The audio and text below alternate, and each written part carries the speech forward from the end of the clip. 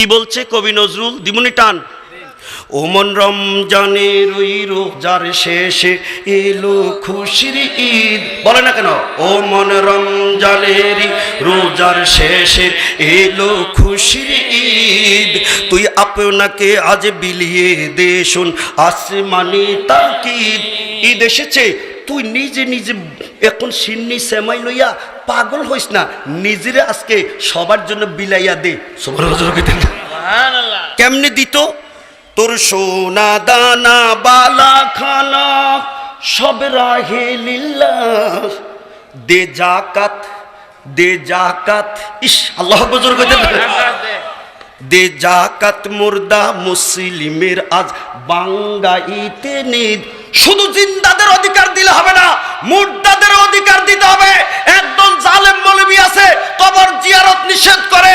কবি নজরুল কয় আমার নবী জিন্দার অধিকারও দিয়েছে, মুর্দার অধিকারও দিয়েছে।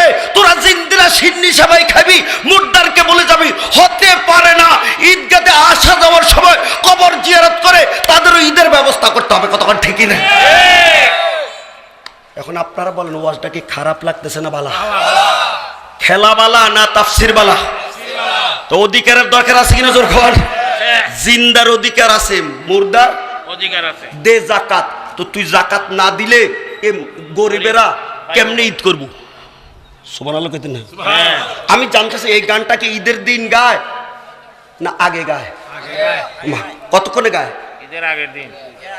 ঠান্ডা উঠলেই তো শুরু হয়েছে। সুবহানাল্লাহ জোরে কইতেন না? আরেকটু বলবো নি? আজ ভুলে যা তোর দোস্ত দুশ্মন, হাতে মিলাও হাতে তোর। বুঝছেন তো? আজকে তুই এটা এটা বন্ধু, এটা আমার দুশ্মন, এর বাঘ চলবে না। সুবহানাল্লাহ জোরে কইতেন না আপনারা? আর কেমনে অধিকার, কেমনে অধিকার? আজ ভুলে যা তোর দোস্ত দুশ্মন, হাতে মিলাও হাতে তোর প্রেম দিয়ে করবি বিশ্ব নিখিল ইসলামের মুরিদ। সুবহানাল্লাহ জোরে কইতেন না? লাঠি দিয়ে নয়, টাকা দিয়ে নয়, ক্ষমতা দিয়ে নয়, তোর ভালোবাসা দিয়ে সারা পৃথিবীকে তোর মুরিদ কর। আল্লাহু আকবার জোরে কইতেন না? আরেক লাইন কইতাম নি? কথা কেন কইতাম না? জোরে কর।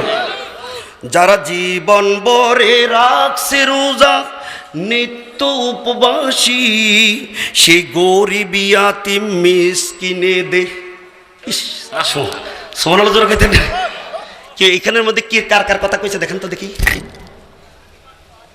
ওয়াবিল ওয়ালিদাইনি ইহসানা ওয়া বিজিল কুরবা ওয়াল ইয়াতামা ওয়াল মাসাকিন। সুবহানাল্লাহ জোরে কইতেন না? সুবহানাল্লাহ। এক পাশ বেটা কিন্তু কোরআন বুঝে। কি নজরুল হুবব মিলছিনি? মিলছিনি জোর কর। সবার অধিকারের কথা কি বলছি?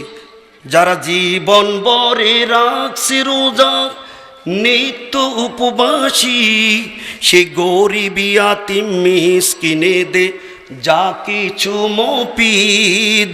ওমন রমজানের ওই রোজার শেষে এলো খুশির ঈদ। বলে না কেন? ওমন রমজানের ওই রোজার শেষে এলো খুশির ঈদ।